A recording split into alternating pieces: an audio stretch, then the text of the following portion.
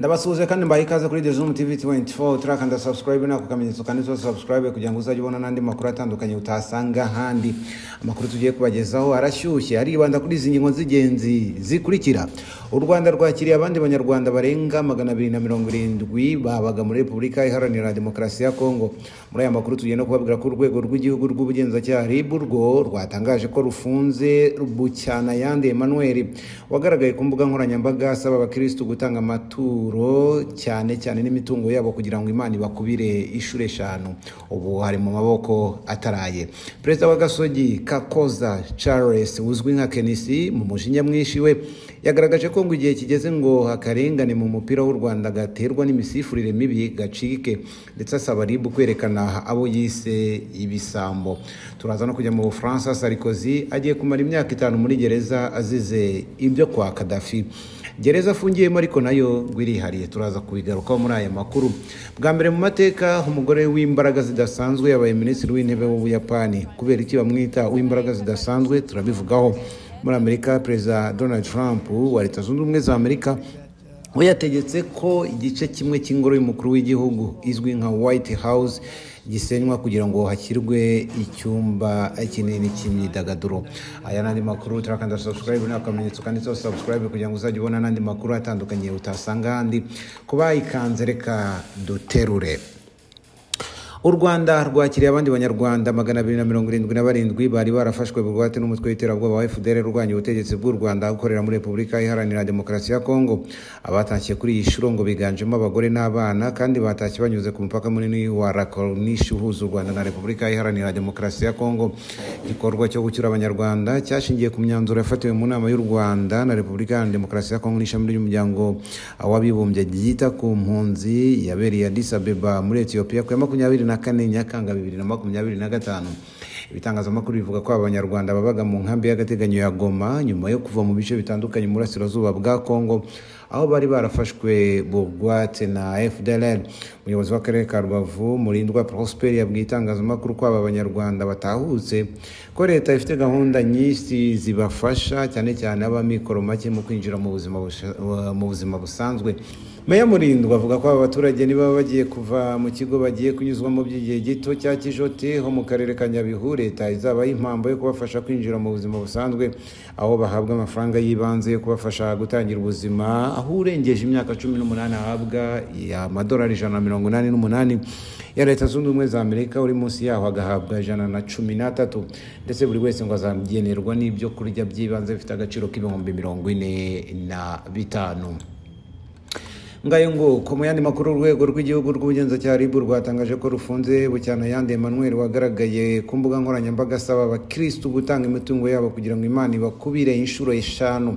Ku mbuga nkoranyambaga amaze iminsi hakwirakwira amashusho magufi agaragaza Bucyana Yande ari mu rusengero asaba abakristo gukora mu mifuka yabo ikintu cya mbere kivamo bakagitanga kugira ngo Imana ibahe umugisha mu gihe kitarenze icyumweru kimwe.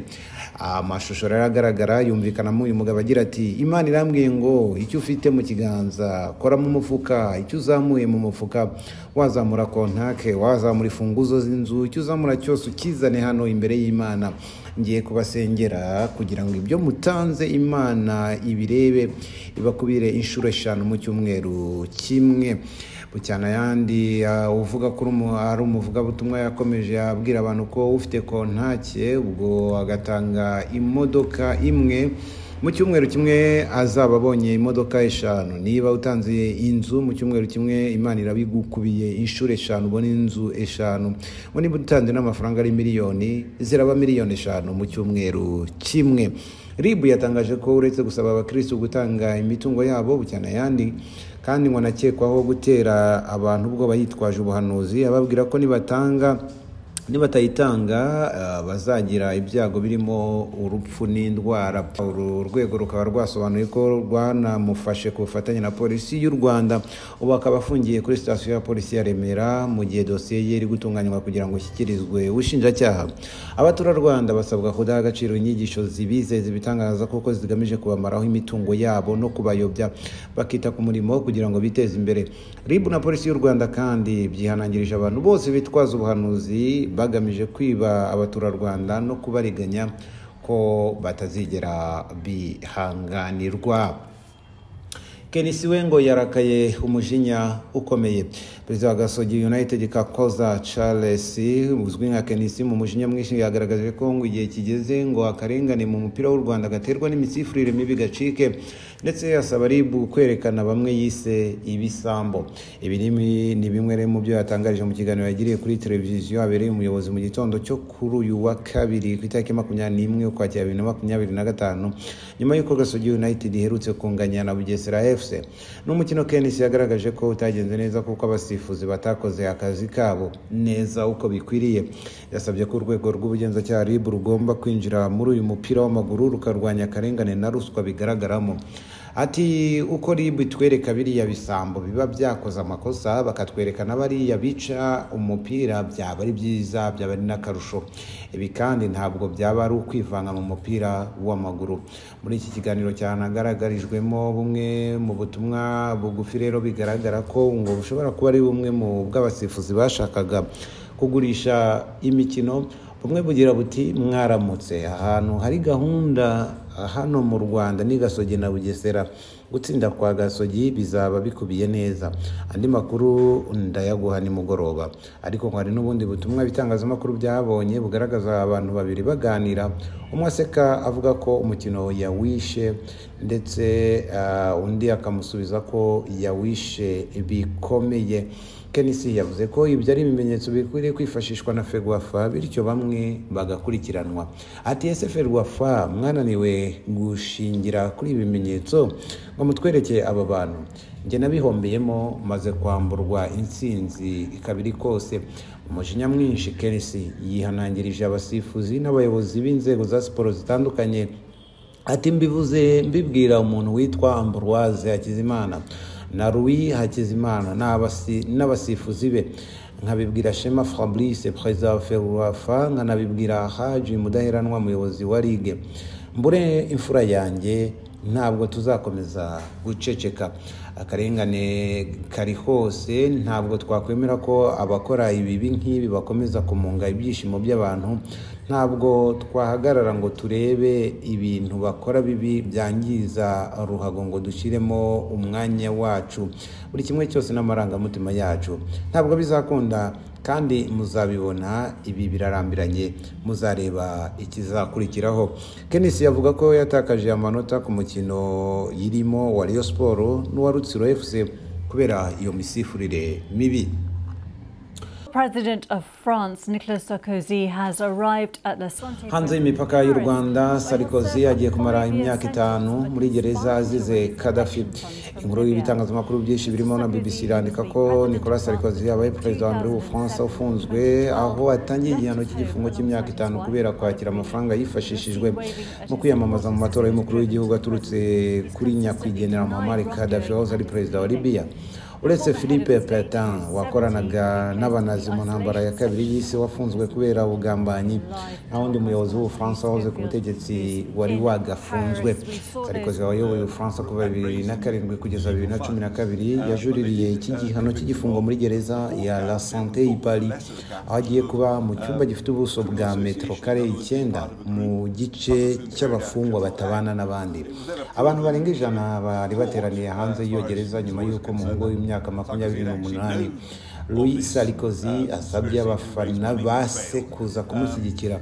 Ariko ibitangazamakuru byavuze ko undi muhungu wa Sarkozy witwa Pierre yasabye abantu gutanga ubutumwa bw'urukundo gusa, yongeraho ko nta kindi ashaka cyane kiza kuberaho.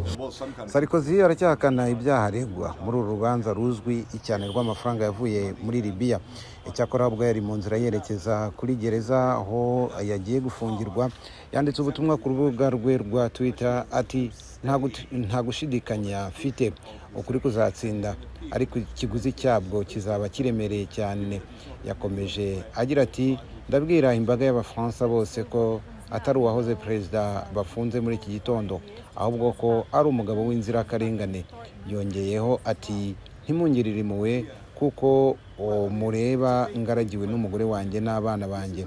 Gusa uyu munsi mbabajwe cyane hanaguweho icyaha cyo kwakira amafaranga, ariko ahamwa n'icyaha cyo gufatanya n'abandi mu migambi y'ubugambanyi hamwe n'abakoranaga bya hafi na Britain. Mu yandi makuru agezwe nuko bwa mbere mu mateka umugore w'imbaraga zidasanzwe abaye minisitiri w'intebe w'Ubuyapani akaba yitwa Sanae Takaichi, niwe mugore wa mbere utorewe kuba minisitiri w'intebe w'igihugu cy'Ubuyapani.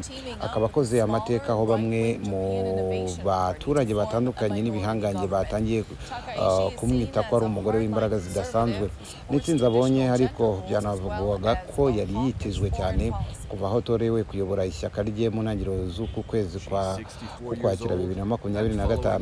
Nubwo Takaichi yari amaze gutsinda amatora ariko bitegejwe ko aza kwemezwa bidasubirwaho nyuma yo kwemezwa n'umwami w'abami w'Abayapani Naruhito.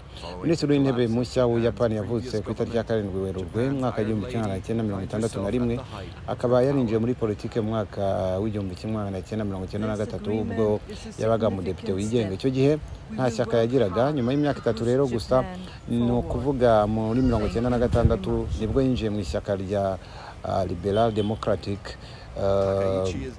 cyangwa Liberal Democratic Party, rizwiho kuba rimaze igihe kirekire ku butegetsi mu Buyapani. Iri shyaka yaje no kuriyobora bigoranye kuko yagerageje amahirwe inshuro ebyiri zose byanga. Niryo ryamuhesheje amahirwe yo kuba minisitiri w'intebe w'Ubuyapani. Umwanya yatorewe cyangwa muri iki gitondo cyo kuri uyu wa kabiri, Sanae Takaichi yize ibijyanye n'ubucuruzi muri Kobe University iherereye mu gihugu cy'Ubuyapani.